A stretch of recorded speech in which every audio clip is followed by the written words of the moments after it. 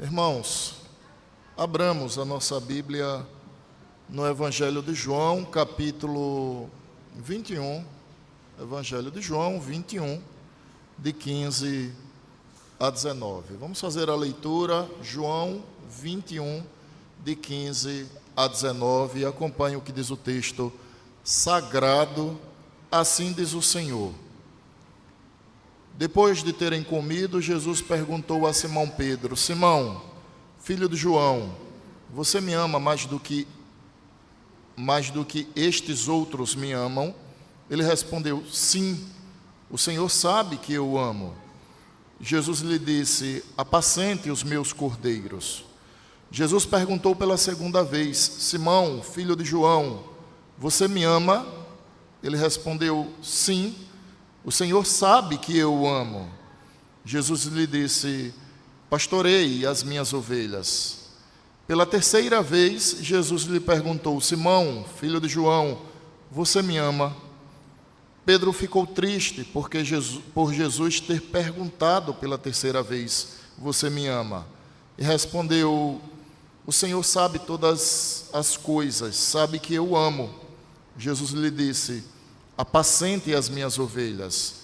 Em verdade, lhe digo que quando era mais moço, você cingia e andava por onde queria. Mas quando você for velho, estenderá as mãos, e outro o cingirá e o levará para onde você não quer ir. Jesus disse isso para significar com que tipo de morte Pedro havia de glorificar a Deus. Depois de falar assim, Jesus acrescentou: siga-me. Irmãos, lembrando a todos que nós estamos concluindo o Evangelho de João. E o que temos aqui como contexto imediato são os 40 dias que Jesus havia ressuscitado. Então nós estamos naquele período pós-ressurreição. E eu lembro a vocês que a ressurreição, ela inaugura o estado de glória do Senhor Jesus Cristo. Lembrando que Jesus viveu dois momentos, dois estados. Estado de humilhação, quando ele desce do seu trono glorioso, assume um corpo como o nosso, com exceção do pecado, vive entre nós, anuncia as boas novas. Ele então é capturado, julgado, condenado, morto.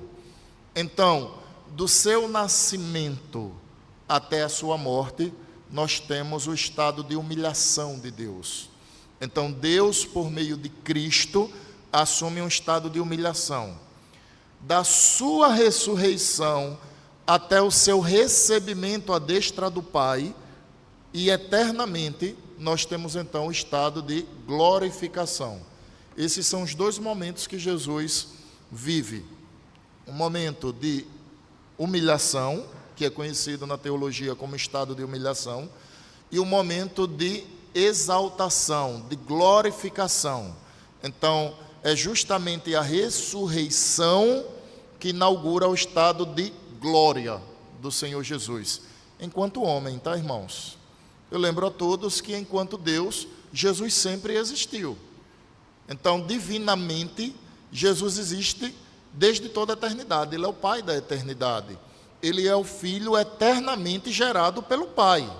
Então, não houve um dia que Jesus divinamente nasceu, tá? Porque Deus, ele é autoexistente. Então, Jesus existe desde toda a eternidade. Ele existe por si só. Deus existe por si só. Ele não criou a si mesmo, porque é impossível alguém criar a si. Para que alguém crie a si, precisa existir antes da criação, a criação dele mesmo. E para alguém existir antes que se crie, então não foi criado. Eu sei que essa é uma conclusão filosófica muito profunda, mas a gente precisa compreender que um dos atributos divinos que o apresentam com mais distinção de todas as outras coisas é a sua autoexistência. Deus existe por si só. Então, divinamente, Jesus sempre existiu. Então, quando ele assume esse estado de humilhação e estado de exaltação, é agora enquanto Deus encarnado, tá? Enquanto Deus encarnado. Ele se humilha e depois, então, ele é exaltado. E nós estamos nos 40 dias que seguem a ressurreição. O Senhor ressuscitou por volta das 6 horas da manhã em um domingo. Então, naquele domingo, ele apareceu a Maria Madalena, que a confundiu com um jardineiro, mas depois o identificou, e aí, de pronto, quando ouviu o Senhor chamando pelo seu nome, ela replicou, Rabone, que significa mestre. Então Jesus disse, não me detenhas, vá até os meus irmãos e anuncie a minha ressurreição. Ela correu, anunciou aos discípulos. Naquela ausência, Tomé estava ausente. Então vieram Pedro e João, o mesmo João aqui que escreveu o Evangelho, verificar o túmulo. João, ao chegar ao túmulo, observou do lado de fora. Pedro, por sua vez, adentrou. Naquele mesmo domingo, Jesus apareceu aos 10 discípulos. Por que 10? Porque Judas não estava ali e Tomé também não. Então Jesus adentrou ao ambiente onde eles estavam, os cumprimentou com a paz, ou com a graça, não é? Ou a paz que excede todo entendimento. Jesus disse, paz seja convosco. E aí os discípulos então notaram que de fato se tratava do Senhor. Então, depois disso, eles deram a informação a Tomé. E Tomé disse que só creria se com seu dedo tocasse do lado de Jesus, em suas chagas. Uma semana depois, ou seja, no domingo seguinte à ressurreição, os discípulos estavam mais uma vez reunidos em um local fechado. Jesus adentrou e pela segunda vez os cumprimentou. Paz seja convosco. E foi diretamente a Tomé, que foi o único discípulo que não havia presenciado o Senhor. Eu não estou pondo Judas nessa conta, irmãos, porque Judas já havia praticado suicídio e já não fazia mais parte daquele contexto. Então, o único discípulo que na aparição para os 10 não estava, era Tomé. No domingo seguinte, Jesus então aparece, se dirige a Tomé, manda que toque nas suas chagas do seu lado e que veja que de fato se trata do Cristo ressurreto. Tomé, por sua vez, exclamou, ai meu Deus, Deus meu. E Jesus replicou, vocês creram porque vocês viram, mas bem-aventurados são os que não viram, porém creram. Tudo isso que eu acabei de narrar é o contexto imediato desse texto. Daí então passam-se alguns dias, os discípulos resolvem pescar, se esquecendo daquilo que Jesus havia dito, eu vos farei pescadores de homens. Mas eles se esquecem, irmãos. Eles deveriam estar anunciando a salvação, a ressurreição. Não está pescando. Jesus lhes confiou um ministério. Então Jesus aparece na beira da praia, os encontra exaustos, passaram a noite pescando e não conseguiram nada, até que o Senhor manda que eles então voltem e lancem as redes agora do lado direito da embarcação. Eles fazem ali a pesca maravilhosa, uma pesca miraculosa. Quando regressam, Jesus está os aguardando então, finalmente com algumas brasas para assar os peixes, com pão para alimentá-los fisicamente, mas sobretudo para encher o coração e as almas daqueles discípulos da presença de Deus. Então, esse é o contexto. O texto que eu citei agora por último foi o sermão de domingo à noite. Toda a explicação dele está lá no YouTube, tá? Depois desse momento, então, irmãos, nós temos finalmente Jesus corrigindo Pedro. E o Senhor o faz amorosamente. O Senhor o faz de modo gracioso. Mas é importante notarmos, antes de adentrarmos ao texto, que Jesus não se omitiu da correção. Jesus é Deus e nós devemos imitar a Cristo. Jesus não parou e pensou, bom, deixa para lá, eu não vou conversar com Pedro não. Afinal de contas, ele já entendeu que eu ressuscitei, certamente a fé dele já foi fortalecida, eu os alimentei à beira da praia, eu não vou mais conversar sobre esse assunto com Pedro. Jesus não se omitiu, irmãos, de corrigir Pedro. Jesus corrigiu Pedro. E a palavra mais adequada seria que Jesus disciplinou Pedro. Eu sei que essa palavra, no nosso contexto, ela tem um tom muito pesado. Quando se diz assim, olha, fulano está disciplinado, parece que ele está castigado. Quando até o Código de Disciplina da IPB, ele diz que o papel da disciplina é trazer o faltoso ao arrependimento, é trazer o faltoso de volta à comunhão. Então, o propósito da disciplina não é afastar as pessoas da igreja, mas é corrigi-las para que elas compreendam a necessidade de retificar o seu erro com a graça de Deus e que isso também sirva de exemplo para os demais. Então, nós temos, irmãos, dois comportamentos diante da disciplina eclesiástica. Eu estou citando isso já como ilustração para aquilo que eu acabei de dizer, que Jesus disciplina Pedro. Nós temos dois comportamentos. Nós temos pessoas que, quando são chamadas ao conselho, elas chegam humildemente. Ou seja, elas já chegam reconhecendo que se equivocaram em algum momento. Elas confessam e elas estão dispostas a atender aquilo que o conselho da igreja trouxer às suas vidas. Essas pessoas, comumente, elas são não apenas corrigidas, mas elas se integram à igreja. Elas voltam mais fortes na fé que outrora. Por isso que nós, enquanto igreja, não podemos negligenciar o papel disciplinador da igreja. A igreja precisa corrigir os faltosos. Nós não estamos pregando que a igreja ela deve rechaçá-los, mas a igreja ela deve corrigir. É papel da igreja fazer isso. É papel da igreja. Inclusive, pastores, eles sofrem disciplina eclesiástica. A diferença é que ela não é exercida pelo conselho da igreja, porque o pastor ele não é membro da igreja. Então, o conselho ele disciplina membros da igreja.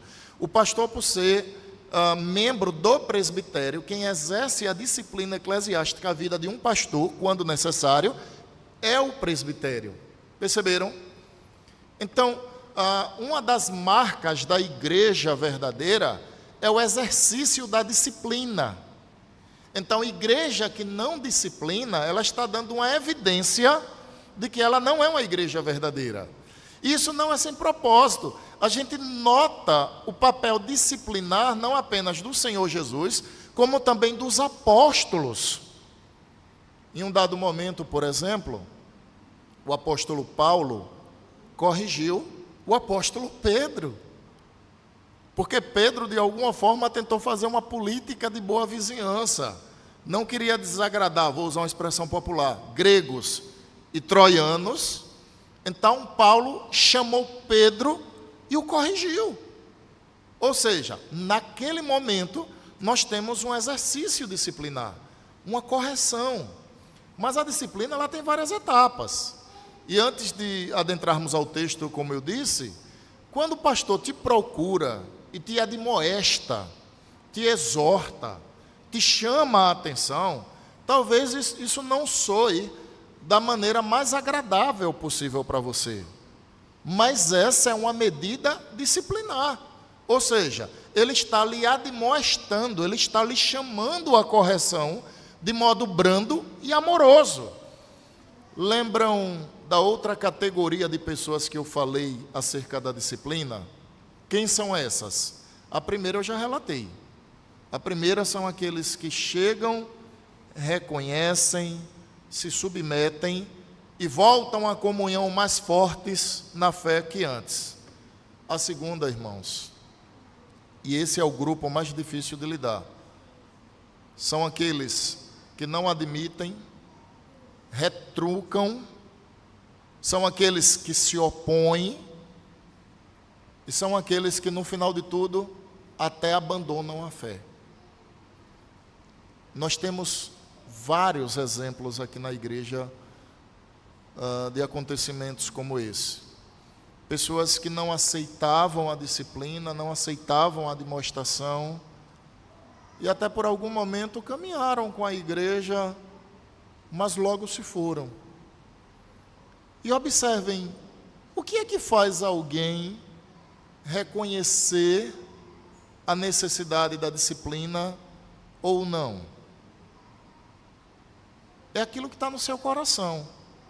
Ou seja, é a compreensão da verdade, é o reconhecimento do erro, é a submissão, porque todo membro da igreja deve ser submisso aos seus líderes espirituais, enquanto esses permanecerem fiéis à Escritura. Então vejam só, em última instância, o membro ele é submisso à liderança da igreja em razão da Escritura. É igual à mulher. A Bíblia diz assim, que a mulher deve ser submissa ao seu marido no Senhor. Vejam só, a submissão que ela exerce é ao marido no Senhor. Então vejam só, quem é a mola propulsora para a submissão da mulher ao marido? É o Senhor. Quem é a mola propulsora para a submissão do membro à sua liderança espiritual? É o Senhor. Se o meu líder está sendo fiel à Sagrada Escritura, eu não estou, em última análise, me submetendo a ele, mas à Escritura Sagrada. Por isso que nós temos duas categorias de pessoas quando são chamadas à disciplina. Umas agem com humildade, submissão, quebrantamento, reconhecimento do erro, confissão, abandono, e quando elas regressam à comunhão da igreja, elas vêm com a fé maior. Isso aconteceu com Pedro. E nós temos a outra categoria, são aqueles que são arrogantes, prepotentes, aqueles que não admitem o seu erro, mas pelo contrário, eles buscam no outro uma justificativa para dizer, eu fiz isso porque você fez aquilo. Isso é típico de Adão e Eva. Veja se não foi assim com eles. Eu pequei porque a mulher que o Senhor me deu me levou ao pecado. Aí Eva, por sua vez, diz o quê? Foi a serpente. Ou seja, o pecador não arrependido, ele sempre terá o coração duro e sempre terá um comportamento arrogante e prepotente. Sempre será assim. Isso não é de hoje, é desde sempre. Vejam a tratativa de Jesus com Pedro. Em Pedro, nós não temos um pecador arrogante com coração endurecido e embrutecido. Em Pedro, nós temos um pecador quebrantado. Verso 15, depois de terem comido, ou seja, naquele mesmo dia, corrigindo o que eu havia dito há pouco, Jesus perguntou a Simão Pedro, Simão, filho de João, você me ama mais do que estes outros me amam? Irmãos, a pergunta de Jesus foi na alma de Pedro. E não é sem razão que Jesus fez essa pergunta. Vamos abrir a nossa Bíblia, lá no capítulo 13, versículo 37 de João. João 13, 37. Acompanhe a leitura, que curioso. Pedro disse, Senhor, porque não posso segui-lo agora, darei a minha vida pelo Senhor. A pergunta de Jesus é em razão dessa afirmação aqui. Mas aí, Mateus, capítulo 26, registrando esse mesmo texto, observe o que Mateus notou. Mateus 26, Mateus 26, versículo de número 33, o mesmo texto. Mas Pedro, tomando a palavra, disse a Jesus: irmãos, olha o que Pedro disse: ainda que o Senhor venha a ser um tropeço para todos, nunca o será para mim. Pedro está dizendo, em outras palavras: Senhor, ainda que todos o abandonem, eu não o abandonarei. Está entendendo a pergunta de Jesus? Por que Jesus pergunta a Pedro: Pedro, você me ama mais do que todos eles? Não seria mais simples Jesus dizer assim: Pedro, você me ama de verdade? A pergunta de Jesus é: Pedro, você me ama mais do que todos estes? Pedro havia dito: se todos o abandonar, ainda que todos o abandonem, eu não farei. Aí Jesus agora, depois da ressurreição, lhe aparece em uma conversa particular que certamente os demais estavam ouvindo, pergunta: você me ama mais do que todos esses aqui? Aí Pedro, timidamente, coração quebrantado e não orgulhoso, humilde e não arrogante, temente e não prepotente. Olha a resposta de Pedro. Você vê na narrativa que já há uma suavidade. Observem a resposta de Pedro. Ele respondeu: sim, o Senhor sabe que eu amo. Eu não consigo ler esse texto com um tom de voz diferente, irmãos. Eu leio esse texto, me vejo na cena, ou vejo a cena, e fico imaginando Pedro tímido, acanhado, quebrantado, humilhado aos pés de Jesus, ter agora que responder uma pergunta que vai na sua alma. E a resposta de Pedro é: sim, o Senhor sabe que eu amo. Aí Jesus então vai replicar a essa resposta dizendo, no verso de número 15: apacente os meus cordeirinhos. Você saberia dizer a diferença de cordeiro para ovelha? A ideia de cordeiro está ligada a filhote, né? Alguém que nasce, né?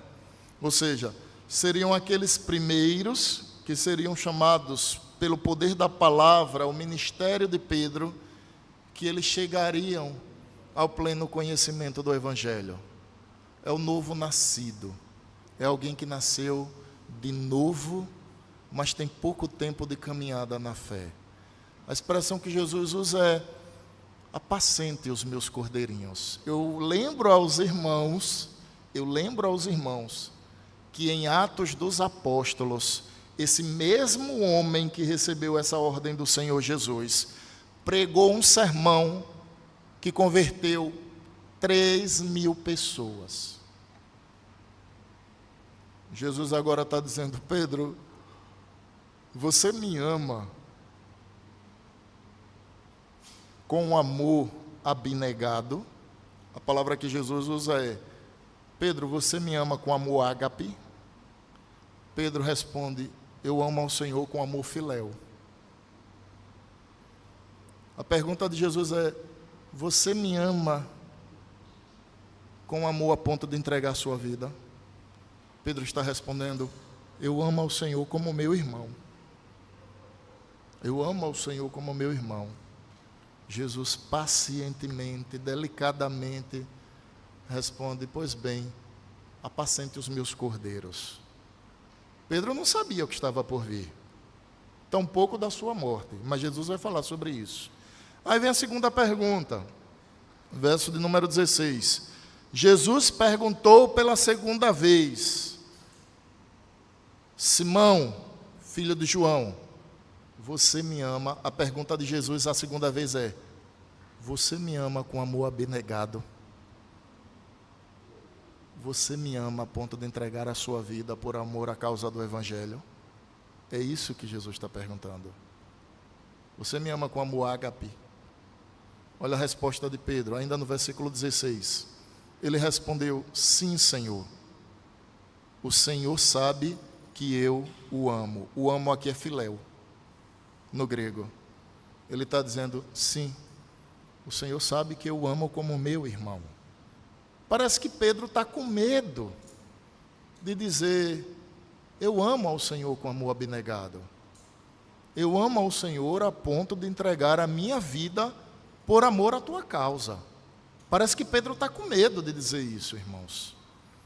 Daí então a sua resposta: sim, eu amo. Mas o amo dele não é com o mesmo amor que Jesus perguntou. É o amo.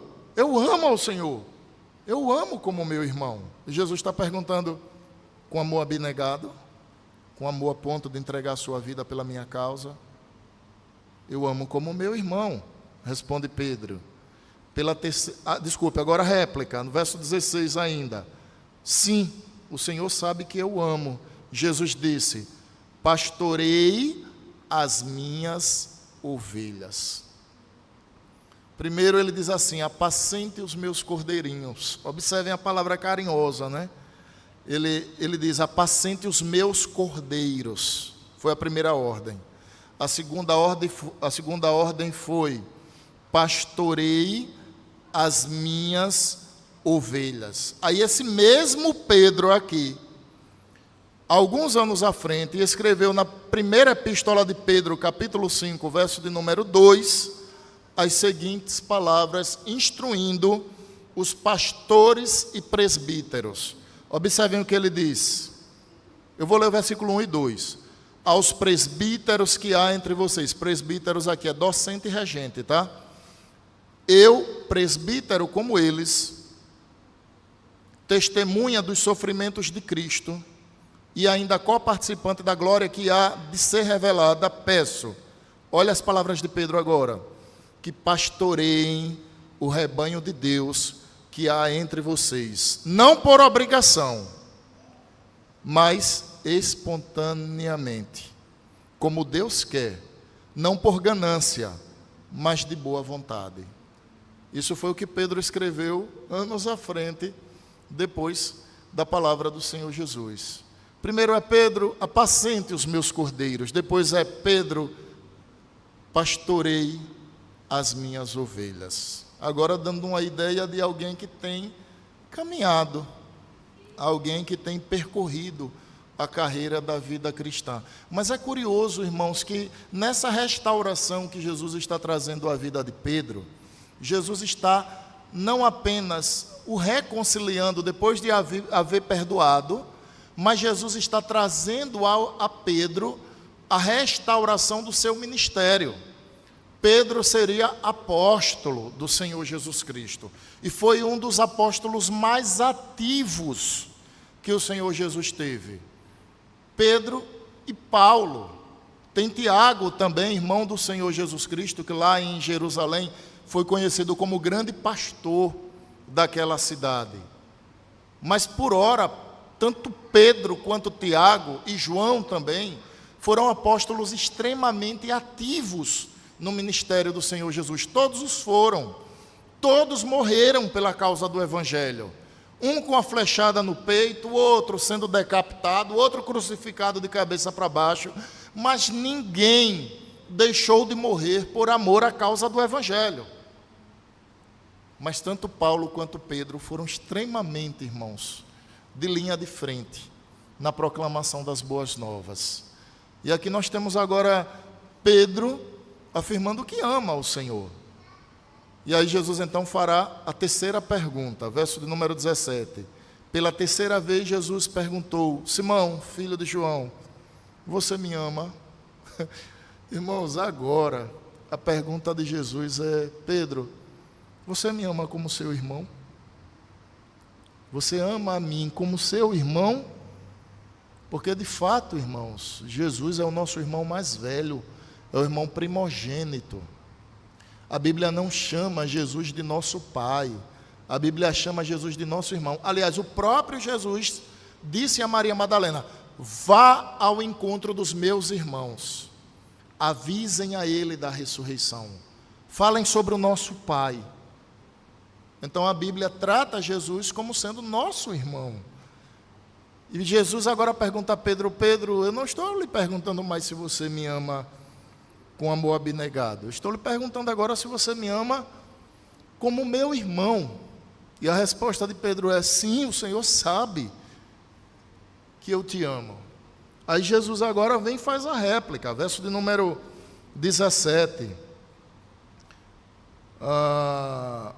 Verso 17, Jesus lhe disse: apacente as minhas ovelhas. Ou seja, Jesus perdoa Pedro, Jesus reconcilia Pedro e Jesus devolve a ele o ministério que ele julgava haver perdido.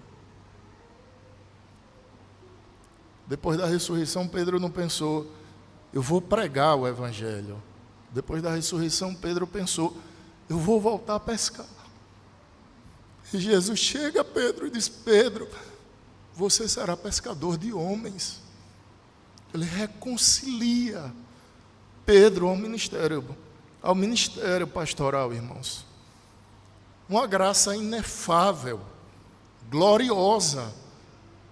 Pedro olhava para si e já não via nele dignidade alguma, sequer para se aproximar do Senhor. Mas generosamente o Senhor se aproxima dele, o perdoa, o reconcilia e lhe concede um ministério. Vejam que o texto segue dizendo, verso de número 18: em verdade, lhe digo que, quando era mais moço, Jesus dizendo a Pedro, Pedro, quando você era mais moço, você se cingia e andava por onde queria. Pedro está dizendo, Jesus acabou de ver Pedro lá à beira do mar. Pedro estava despido porque havia ido pescado, voltou da pesca e se cingiu. Ele se vestiu. Jesus está dizendo a Pedro agora, Pedro, quando você era mais moço, você se cingia e andava por onde você queria. Irmãos, o que Jesus está fazendo aqui agora é profetizando a morte de Pedro.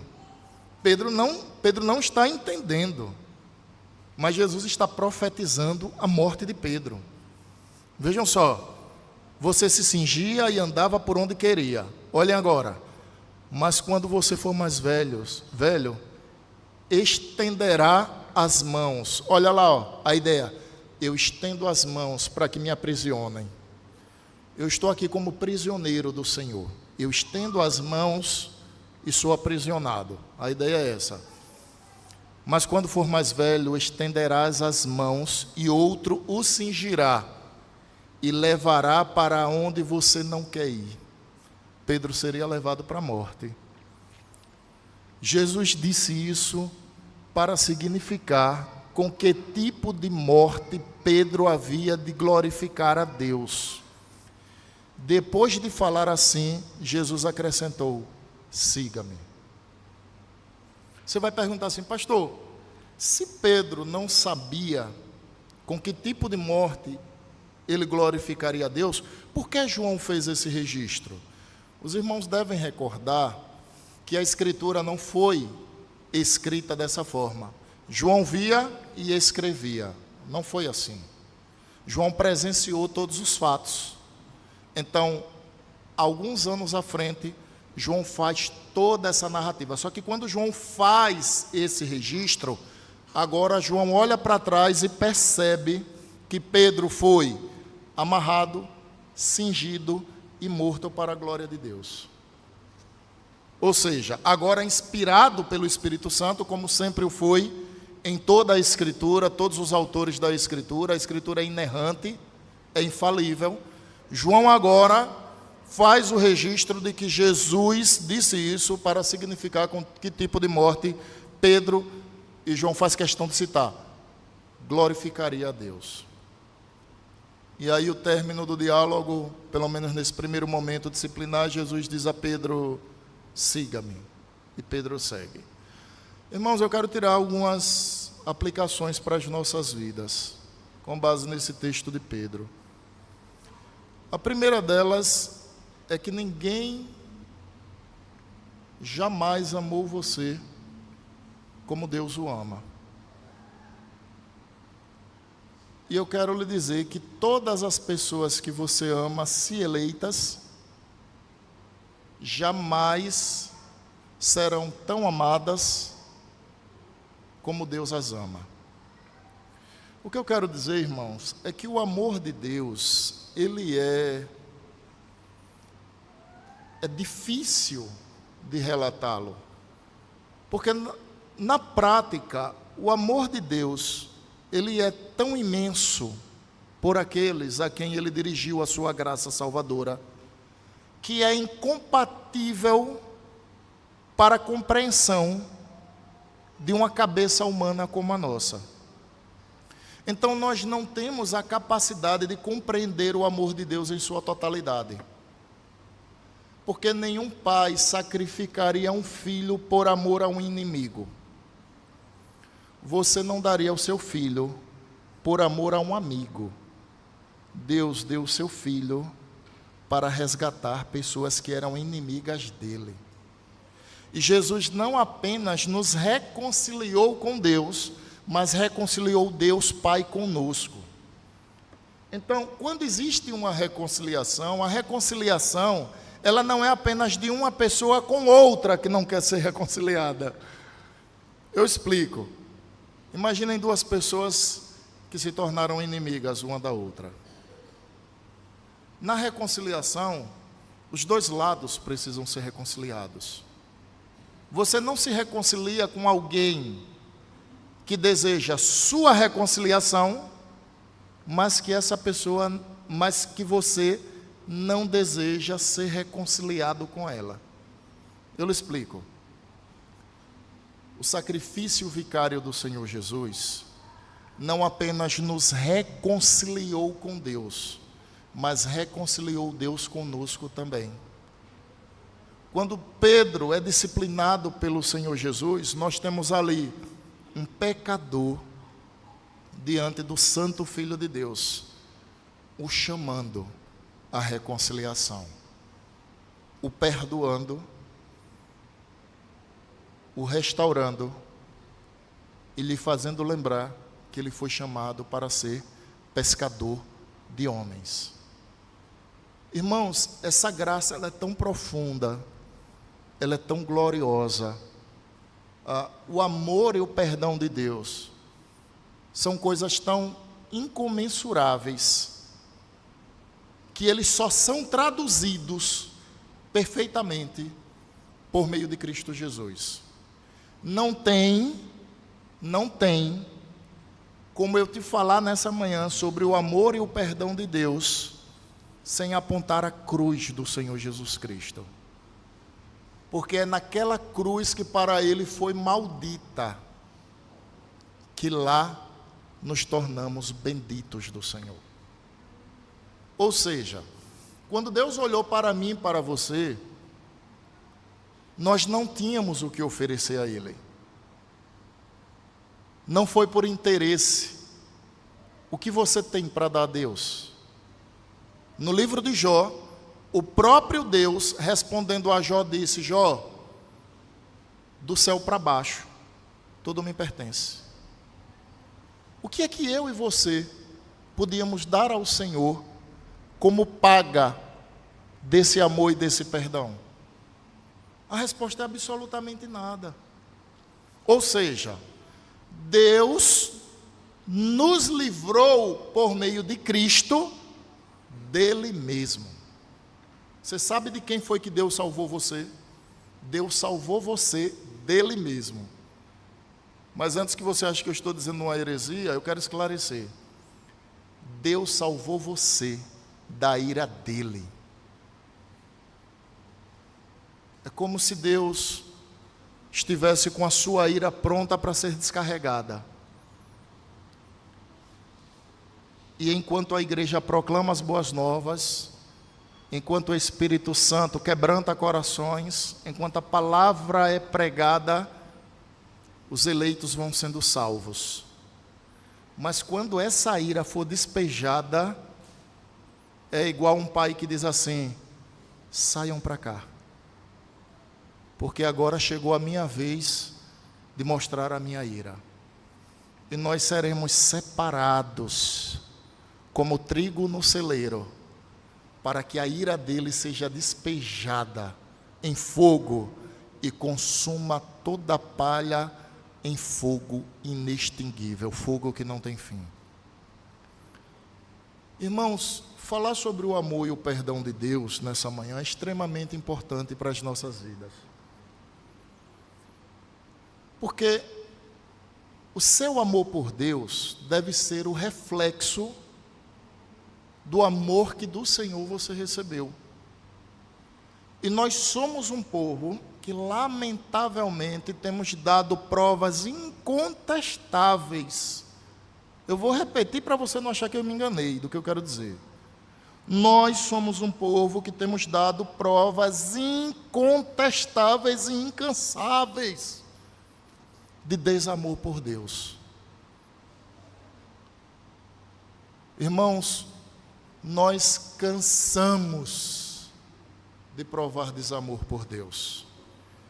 Cada afirmação que Pedro fazia, amo, o Senhor sabe que eu te amo. Jesus dizia, pois apacente os meus cordeiros. Amo, o Senhor sabe que eu te amo. Jesus replicava, pois cuide das minhas ovelhas. Senhor, tu sabes que eu te amo. Pois bem, apacente as minhas ovelhas. Irmãos, não há como desvincular a demonstração do amor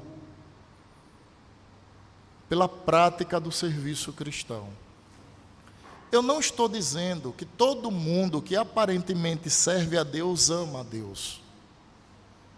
Até porque um ímpio, imagine um ímpio pode chegar aqui, por exemplo, no momento do ofertório, ele sair do seu lugar, vir aqui e depositar a sua oferta. Eu não sei se vocês sabem, embora eu já tenha dito, nós temos pessoas que não são membros da igreja e dizimam mensalmente. Pasmem. São muito mais fiéis do que alguns membros que nós temos. As pessoas de fora da igreja, que devolvem ao Senhor aquilo que ao Senhor pertence, e aparentemente você pode olhar isso e pensar assim, mas ele não está servindo a Deus? Mas observem, nem todos que servem a Deus significa que o fazem em devoção e adoração. Mas todo verdadeiro adorador, todo homem, toda mulher, todo adolescente, jovem, criança, que verdadeiramente adora a Deus, irmãos, eles servem ao Senhor. Um cristão de verdade, ele não se vê inserido no reino de Deus sem participar da vida da igreja, sem participar do reino de Deus. Ele não se vê perdendo nenhum momento de adoração coletiva do povo de Deus. Você entende agora porque eu disse há pouco que nós damos provas incontestáveis e incansáveis de desamor por Deus. Irmãos, eu serei duro nas minhas palavras, mas eu preciso dizer. É possível que hajam pessoas tão hábeis, com habilidade, para demonstrar desamor por Deus do que nós. Mas pessoas mais habilidosas para demonstrar desamor por Deus, eu confesso aos irmãos que eu desconheço. Nós precisamos nos arrepender, irmãos. Nós precisamos ouvir a voz do Cordeiro que nos chama ao arrependimento, à confissão, à humilhação diante dos seus pés. Rasgar verdadeiramente o nosso coração diante do Senhor, lamentar as nossas mazelas e corrigir os nossos flagelos. Mas eu quero lhe trazer uma palavra de conforto também nessa manhã. Embora nessa aplicação, o que nós acabamos de fazer foi colocar o pecador no seu devido lugar. Mas se eu concluísse por aqui, irmãos, esse sermão seria uma tristeza. Eu quero lhe trazer uma palavra de conforto. Você sabe qual é a sorte da sua vida? Você sabe qual é a maior bênção da sua vida? é que Deus não paga a mim e a você segundo a nossa dignidade. É que Ele não toma como parâmetro o meu e o seu desamor para nos amar. Porque se Deus desse a cada um de nós segundo o nosso amor por Ele, irmãos, nós viveríamos no inferno. A sorte da minha vida é que os meus desamores por Ele não são pagos conforme a minha dignidade. Eu estou usando na primeira pessoa para me incluir no seu lugar, porque essa é a sorte da sua vida. Se Ele fosse esperar de você amor para lhe amar, você viveria eternamente no inferno. No entanto, isso não deve servir de justificativa, irmãos, para que não nos corrijamos. Pedro é chamado por Jesus a uma conversa particular que tinha um objetivo muito claro. O objetivo era perdoar, restaurar ou reconciliar e restaurar a Pedro o seu ministério. Irmãos, Deus tem propósitos claros com seus filhos. Aquela ideia de meu nome está no rol de membros, então eu estou salvo para sempre, e eu vivo deliberadamente como quem nunca nasceu de novo, é um engano para a sua alma, porque não é isso que a Bíblia ensina.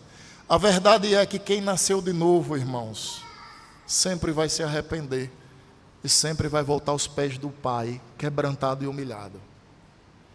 Quem nasceu de novo, sempre confessará os seus pecados. Quem nasceu de novo, vomita a sua arrogância para longe, mas diante do Senhor, chega falando baixinho em oração. Sim, Senhor, Tu sabes que eu te amo. E ainda assim, somos fortes candidatos a praticar falsidades em nossas orações. A sorte da nossa vida é que não há paga para o nosso desamor. Mas cuide, porque Deus tem propósitos claros com aqueles que de fato são salvos. E o propósito de Deus, irmãos, sempre é nos levar mais próximos aos pés dele. O propósito de Deus é a nossa santificação, é o abandono dos nossos pecados, dos nossos desamores por Ele, é voltarmos para Ele de fato como homens e mulheres que nasceram de novo, que se comprometem com o reino de Deus, com a causa do Senhor, que buscam amá-lo com amor abnegado. Lembra da última pergunta de Pedro, de Jesus? Eu estou concluindo. A última pergunta de Jesus foi: Pedro, você me ama como seu irmão? Anteriormente, Jesus tinha perguntado 2 vezes: Pedro, você me ama de modo abnegado?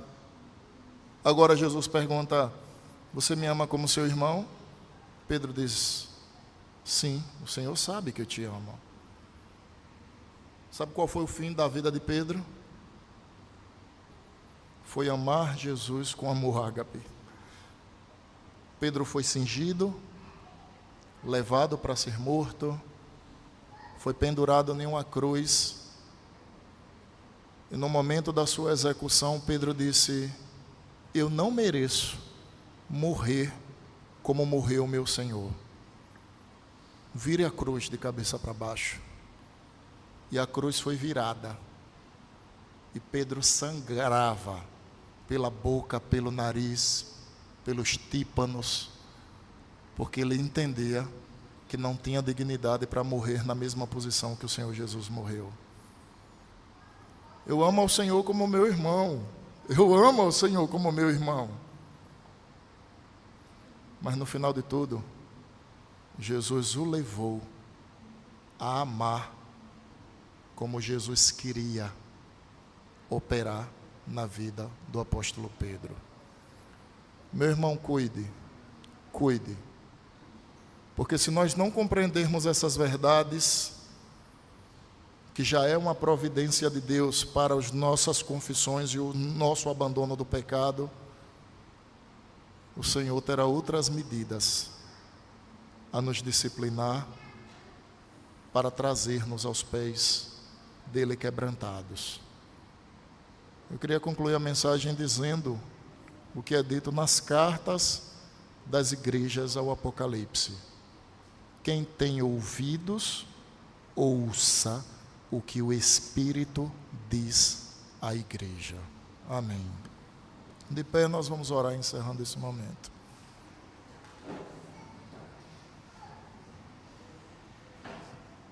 Senhor, nós não somos dignos do Teu amor, da eleição, da predestinação, da salvação. Não há nada em nós que pague essa graça bendita que nos alcançou.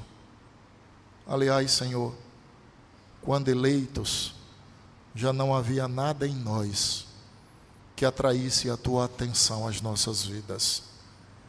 Por isso que a eleição foi incondicional. O Senhor não olhou em nós mérito, porque não havia nenhum. Dos céus para baixo, tudo pertence ao Senhor. E os céus é o lugar da Tua habitação, também pertence ao Senhor. Mas o Senhor nos amou, o Senhor nos resgatou, nos reconciliou por meio de Cristo. O Senhor nos confiou um ministério. Agora pedimos a Tua graça, o Teu perdão, a Tua misericórdia e o Teu amor. Meu Deus, quebra corações. Tu sabes que somos um povo de coração duro, de coração embrutecido. Tu sabes que buscamos argumentos para justificar as nossas negligências, a nossa inoperância. Mas o Senhor também sabe que os nossos argumentos não lhe convencem. O que nós precisamos é de corações quebrantados.